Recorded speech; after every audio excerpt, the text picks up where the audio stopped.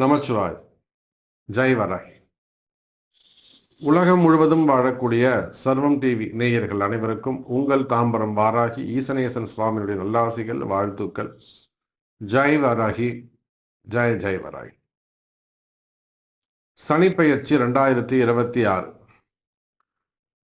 அன்பு பக்தர்களே, ஆவலோடு எதிர்பார்க்கக்கூடிய திருநள்ளாறு சனிப்பெயர்ச்சி. இன்னொரு பக்கம் சொல்லணும்னா வாக்கிய பஞ்சாங்கத்தின்படி வரக்கூடிய சனிப்பெயர்ச்சி.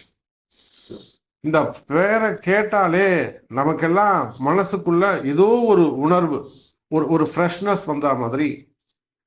நமக்கெல்லாம் அந்த சனிப்பெயர்ச்சி அப்படின்னு ஒரு பெயர்ச்சின்னு வந்த உடனே நம்ம எல்லாரும் திரும்பி பார்ப்போம். என்னது பெயர்ச்சியா, எதுப்பா நடக்குது, அப்படியா, நமக்கு ஏதோ ஒரு நல்லது நடந்துருமா அப்படின்னு ரொம்ப எதிர்பார்ப்பை கிரியேட் பண்ணும். நார்மலாக அது ஏதோ ஒரு பயிற்சின்னு வச்சுப்போமே, சாதாரண ஒரு சந்திர பயிற்சி கூட வச்சுப்போமே.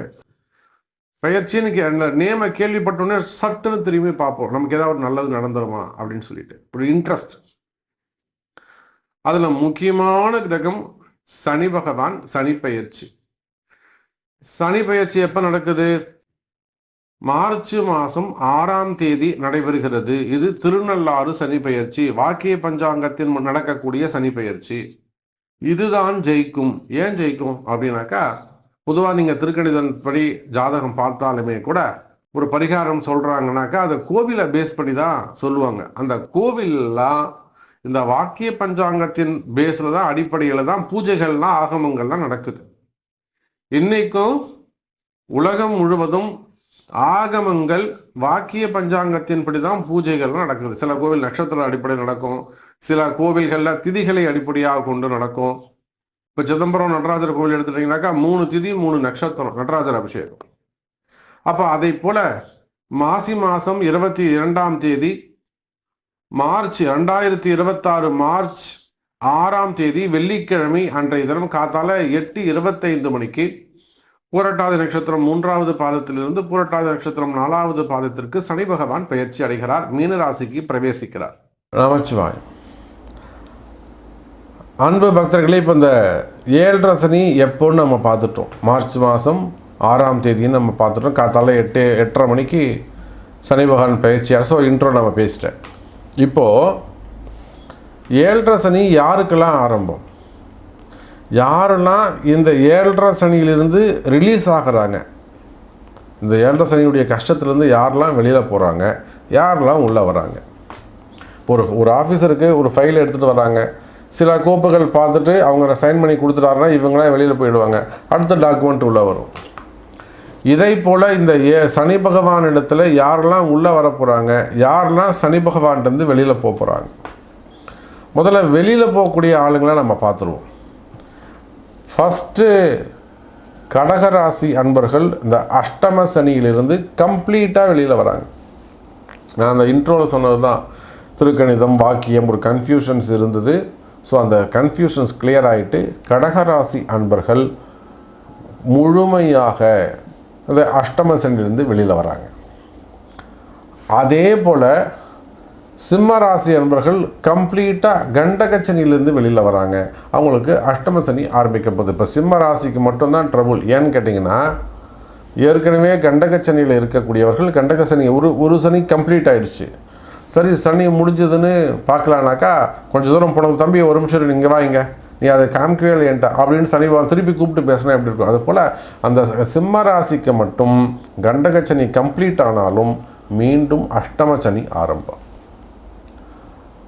அதை விட்டாச்சுனாக்கா மகர ராசி அன்பர்களுக்கு கம்ப்ளீட்டாக 7.5 சனியே முடிஞ்சது. மகர ராசி அன்பர்களுக்கு 7.5 சனியே கம்ப்ளீட்டாக முடிஞ்சுது. அவங்க இனிமேல் ஃப்ரீயாக இருக்கலாம், அவங்க சொந்த வாழ்க்கையை பார்க்கலாம். அவங்களுக்கு இனிமேல் சுய தசா புத்திகள், அவங்களுக்கு பிறப்பு ஜாதகத்தில் என்னெல்லாம் யோகம், கஜகேசரி யோகமாக இருக்கட்டும், இல்லை ஏதோ ஒரு யோகம் இருக்குது, அந்த யோகங்கள்லாம் இனிமேல் வேலை செய்யும். இதுவரையிலும் எனக்கு எதுவுமே நல்லதே நடக்கலையே அப்படின்னு புலம்பக்கூடிய மகர ராசி அன்பர்களுக்கு இனிமேல் உங்கள் ஜாதகத்தில் என்னெல்லாம் பூர்வ புண்ணியம் இருக்கோ, என்ன யோகங்கள் இருக்கோ, என்ன தசாபுத்தி நடக்குதோ, யோகாதிபதி இதெல்லாம் உங்களுக்கு ஆக்டிவேட் ஆகும். இனிமேல் உங்களுக்கு ப்ளஸ்ஸாகவே நடக்கும். சரி, இப்போது இந்த 7.5 சனி யாருக்கு ஸ்டார்ட் ஆகுது? கும்பராசி அன்பர்களுக்கு பாத சனி ஆரம்பம்.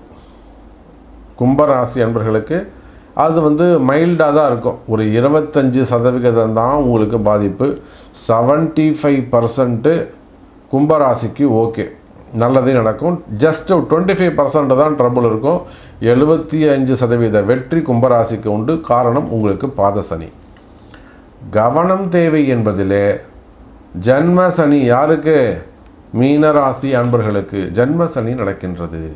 அதே போல் மேஷராசி அன்பர்களுக்கு புதிதாக 7.5 சனி ஆரம்பம். சிரசு, மிக எச்சரிக்கை, மிக கவனம், எந்த விஷயத்திலும் கவனம் தேவை. அதே போல் கன்னிராசி அன்பர்களுக்கு கண்டக சனி ஆரம்பம்.